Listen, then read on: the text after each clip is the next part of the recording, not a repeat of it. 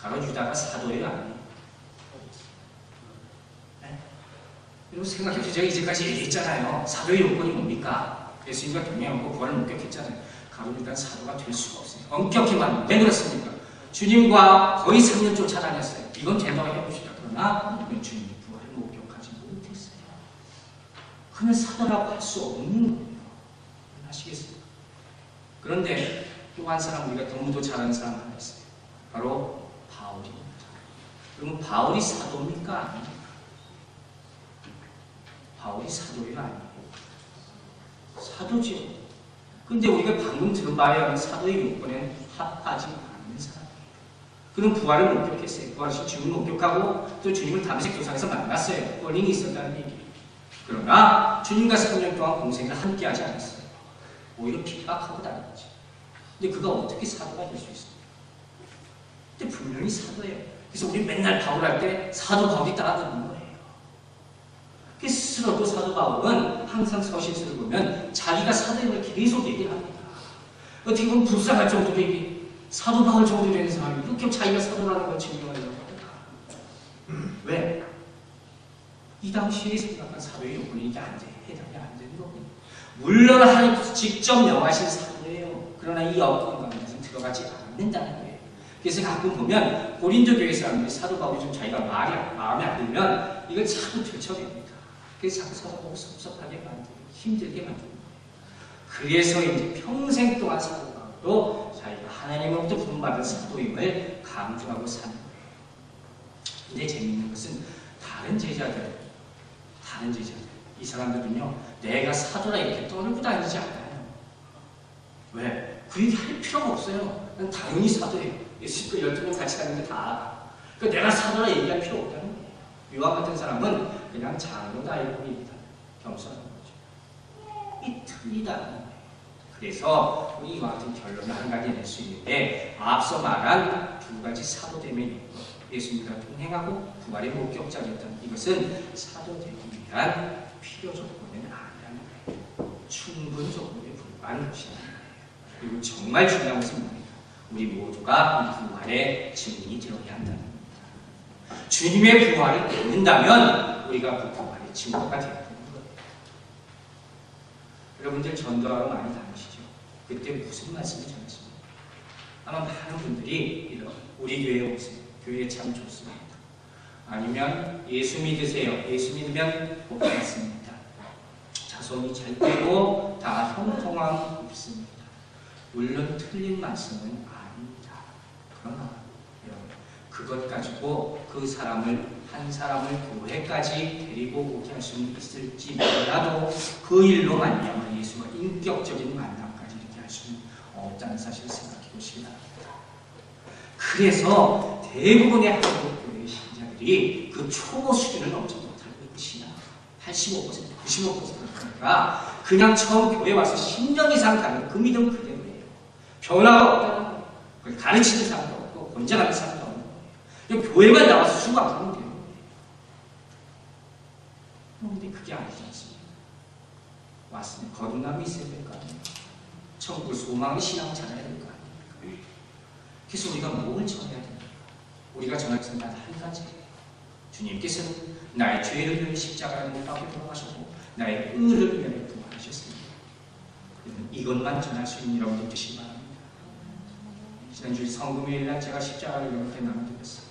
손에 꼭 쥐어드리면서 뭐라고 말씀드렸습니까? 주님은 형제님을 위해서, 자매님을 위해서 돌아가셨습니다.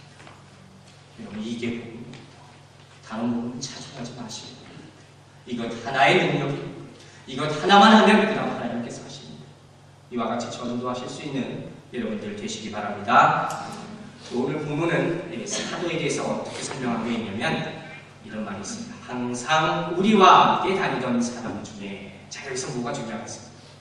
제가 어떤 말에 액센트를 줬습니까? 항상 우리와 함께 다니던 사람 중에 뭐가 중요하겠어요? 우리지. 우리 때 세게 말하죠. 그럼 뭔 얘기야? 친구하러 다니는데 나 혼자 다니는 게 아니라는 거예요. 함께 다니라는 거예요. 우리 제자들을, 사도들을 전도로 보낼 때도 주님도 항상 이렇게 조금씩 쫙 지어서 전도는 이렇게 하죠. 여러분들 모두가 함께 주의 복음을 전하는 데 동참할 수 있기를 주님의 이름으로 축원합니다. 여러분, 그런데 안타까운 것이 한 가지 있어요. 그게 무엇이냐면, 이제까지 제가 사도에 대해서 한참 설명을 했는데 우리는 사도가 될 수가 없다는 거예요. 그렇죠? 이제 우리는 아무리 해도 사도라고 부를 수는 없어요. 그 당시 한 번의 사도예요. 그러나 우리가 예수의 제자는 될 수 있어요. 그렇죠? 우리가 예수를 믿는다면, 그분을 따른다면 제자는 될 수 있단 말이에요. 그래서 제가 영적인 면에서 어떻게 제자가 될 수 있는가 짧게 여러분 설명합니다. 어떻게 하면 우리가 제자가 될 수 있습니까? 먼저 예수의 제자가 되려면 체험적인 신앙이 필요합니다. 여러분 아멘 되십니까? 예수 그리스도를 만나야 된다는 거예요. 경중에서 만났던, 공부하다 만났던, 길거리에 사도와 같이 만났던 간에 예수 그리스도를 분명히 만날 수 있는 여러분들 되시기 바랍니다. 저는 참 감사하게 예수를 어떻게 만났나, 어렸을 때부터 교회는 다녔지만 기도원에 가서 성경 읽다가 예수를 만났어요. 그러니까 정말 저는 감사해요. 여러분, 저는 성경 읽는 걸 참 강조합니다. 아시죠? 그래서 제자우리라는 말씀이 그만큼 중요한 겁니다. 그러나 그것만 가지고 부족해요. 체험이 있어야 된다는 겁니다. 예수 그리스도를 직접 만나서 눈물 흘리는 체험이 있어야 돼요. 이분이 정말 나의 주님이시구나 하는 고백이 있어야 되는 거예요. 그런 체험적인 신앙은 여러분과 함께 있을 때 여러분 주님의 제자가 될 수가 있습니다. 두 번째 예수의 제자가 되기 위해서 필요한 것은 하나님께서 친히 나를 부르셨다고 하는 콜링이 있어야 됩니다. 이걸 우리는 소명의식이다 이렇게 말하는 겁니다. 꼭 목사만 해당되는 것이 아니에요. 여러분 각자에게도 다 하나님께서 부르신 콜링이 있는 거예요. 제가 교사에게 때는 얘기했어요. 여러분이 왜 이 자리에 있을 수 있습니까? 여러분이 하고 싶어서 꼭 이 자리에 있을 수 있을 것 같습니까? 그렇지가 않아요. 알도 모르는 사이에 주님께서 나에게 이 자리에 있게 부르시면 이게 있어야지 여러분 힘들고 어려울 때 내가 극복해 나갈 수 있어요. 밖에서 아무리 나를 욕하고 힘들게 하려 하더라도 하나님께서 나를 부르셨고 하나님께서 나를 사랑하시고 내가 그것을 믿는다는 소명의식이 있다면 어떤 어려운 나라가 헤쳐나갈 수 있는 거예요. 제가 가끔 그런 얘기를 하고 기억하세요. 다른 건 다 몰라도 아무리 힘들고 어려울 때도 제가 주의 말씀을 증거할 수 있는 자리에 있게 해주신 걸 감사합니다. 저는 여러 차례 얘기했어요. 지난 4년을 돌아볼 때 제가 밖에 나가서 설교한 적 빼고는 주일 한 번도 제가 이곳을 떠난 적이 없어요. 저는 너무 감사했습니다. 아픈 적도 있었어요. 그러나 너무 감사하게 기도함으로 올라오게 하셨고 또 정말 감사한 것은 예배 후에 항상 회복되게 하셨어요. 주의 능력이 항상 함께 한다는 것입니다. 여러분에게도 이런 체험이 있기를 바랍니다. 주님께서 나와 함께 하신다. 내가 어느 상황에 있든 간에 어느 자리에 있든 간에 함께 하신다는 소명이 인식이 있다면 어떤 어려움도 극복해 나갈 수 있다는 사실을 믿으시기 바랍니다. 마지막으로 우리가 제자 되기 위해서는 종말론적인 인식이 있어야 된다는 얘기입니다. 제자 되기엔 무슨 제가 자주 얘기하죠. 종말론적이라는 건 오늘 마지막입니다. 믿음은 현재적인 거 아니겠습니까? 오늘 내가 믿어야 되는 거예요. 과거에 내가 아무리 잘 믿어도 소용없어요. 미래에 잘 믿을 것하고 아무리 다짐해도 소용없어요. 지금 내가 예수 그리스도를 구주로 영접하고 믿어야 되는 거예요. 이 내 신앙으로 지금 현재성이 있어야 되는 거예요.